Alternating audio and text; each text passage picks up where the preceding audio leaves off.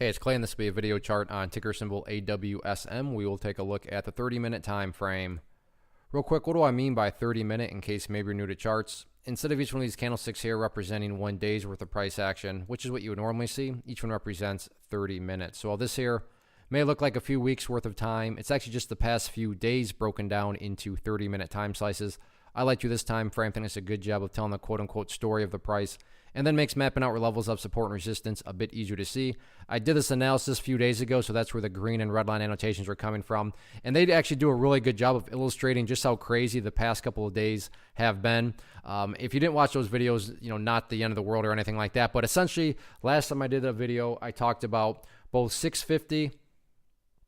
Whoops, did not mean to do that. Let's try that again.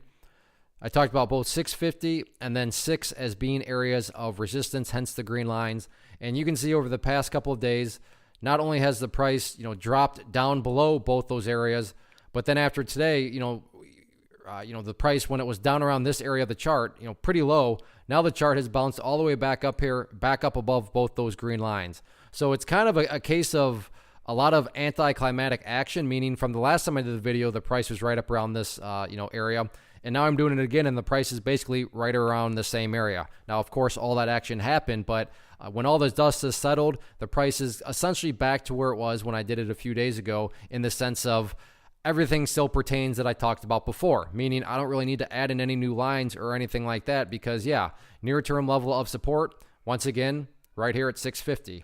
And I realize this means a little bit more to those of you that watch the video because I'm kind of a broken record now, repeating myself. And then the next level after 650 right here at $6. As far as levels of resistance are concerned, yeah, you still have the key one up here at that red line, just shy of 750. But overall, keep an eye on these levels. And this, I talked about, not to pat myself on the back, but, to be patting just charts in general on the back. I talked about the purple line, and check out right where the price decided to bounce, right off that purple line, otherwise known as that 50-period simple moving average. So definitely one of those areas that you always want to pay attention to, and an area to pay attention to going forward as far as outside of these green lines. So yeah, these green lines certainly pertain to the chart, but just keep a close general eye on the purple line too, the 50-period simple moving average. So one of those where if you get motion sick, you were probably throwing up all over the place the past couple of days. But in general, the price is still continuing to trend upwards. So yeah, just focus on building higher lows and then let the trend do its thing.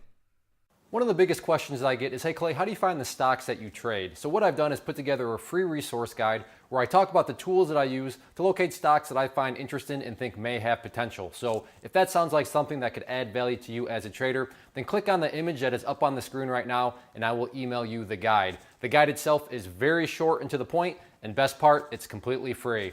Thanks for watching the video. Let me know if you have any questions.